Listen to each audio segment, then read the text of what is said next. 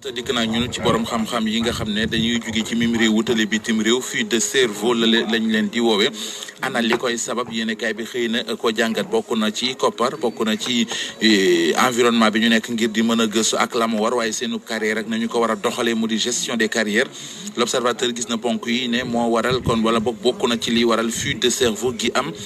ci réew mi lu aju ci coronavirus gi ak ni nga xamante ne ji noonee lay doxee yéenekaay bi dikk na ci ak i kàddu yu bàyyeekoo ci ku jege lool fa ñuy fajee coronavirus muy xamle ne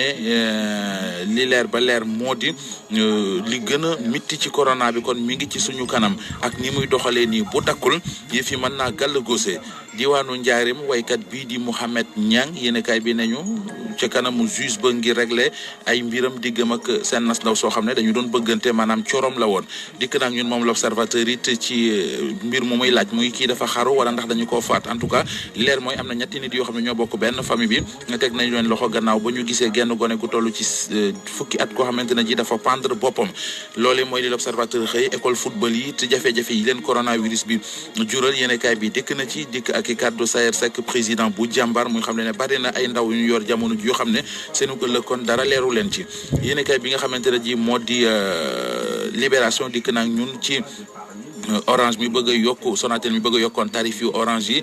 la ca nekk dëgg-dëgg li leen gëtan sonal leen ba tax ñu nësër ak yokk Libération mi ngi koy leeral lii quotidien ñëw ak ñun ci fële nga xam ne moo di champ de course ba ñu defoon ay cantine bëgg faa yóbbu jaaykat yi ñu jëlee Sandaga gis na ne lu aju ca lañ leen digoon état bi digoon leen ko lu ca bari kon gisuñu ko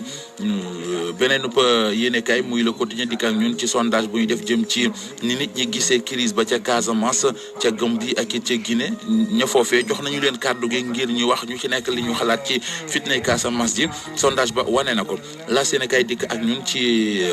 coronavirus bi ak jéego yi mu def ñaari téeméeri cas ak juróom-ñaar yu yees ñeenti nit ñu faatu ci 24 heures li nga xamante ne ji moom la kon journal bi wax mooy Sénégal ma ngay gën a dugg ci guuta ci corona gi Vox Populi dikk ak ñun ci coronavirus googeek bu dalee màgget ñi ana kon nan la leen di dikkee gis nañ ne léegi si seetlu nañ ne ñenn ñi da leen di jural ak naax ñi ci des dañuy laati kaaf am ci ñooñ moom ay nelaw la leen di def loolee gis na ne daal bokk na ci signes yi nga xam ne noonu lay feeñee ci mag ñi léeg-léeg Les Échos dikk ak ñun ci lu aju ci Akon mi nga xamante ne ji mi ngi tontu afro-américain yi ko doon dal ci kawam ci réseaux sociaux yi yéenekaay bi nañu moom Akon wax na ci dëggam Source A li mu xëyee mooy lii di Covid organique ak ni nga xam ne noonu lañ ko doon dugalee ci xeex bi ñii seen xam-xam màcc ci wooyle wàll ba ñu ko jàngatee rapport ba ñu ca def la ca nekk Source A xëy na di ñu ko leeralal Enquête dina kay li mu xëyee mooy zircon ba ca jógoo gis na ne drame écologique la buñ ci jëlul ay matuwaay beneenub yéene kay mu di l'info dikk ak ñun ci société africaine de raffinage ak liggéey baak namu fa dakkee nee na syndicaliste yi foofee jug taxaw temm ngir lijjanti ko ca la ñu jëm Sud Quotidien wàllu politique la wax ak troisième mandat ak li mu mën a jur ci sous région bi gis na ne mbir la moo xamante ne ji ñi ngi koy nëpp nëppal waaye bu kalaatee du fi jur jàmm La Tribune dikk ak ñun ci suuf si nga xamante ne ji bari na coow lu ca làmbo ci réewum Sénégal dem na sax ba jàmmook bennook dal gi amoon ci réew mi daanaka loolee mooy li ko yàq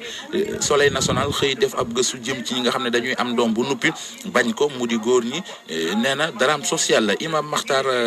Ahmadou Makhtar Konté mi wax ci yéen kaay bi ne bu fekkente ne doom judduwul ci say l'islam imposé wul baay bi ngir kon mu reconnaître ko Record dikk ak ñun ci wàllu tàggat yaram nee na Paris du mën a Atlanta Idrissa Gana Gueye ak i gaañam ña nga ci demi-finale Ligue des Champions la stade li mu bind mooy Paris gagna maanaam Paris gagné na Atlanta ma nga ca kon demi-finale Ligue des Champions yi sunu lamb lañ koy jeexalee sëñ Fall xëy na ñu xamal ne muy Balla Gaye di Gouye Gui di Abdou Diouf ak Sa Thiès VIP di mbër yu mag ci diwaanu Guédiawaye ñi ngi jëm ci saison boo xam ne saison de tous les dangers mooy li sunu lamb bind. jërëjëf Mouhamed.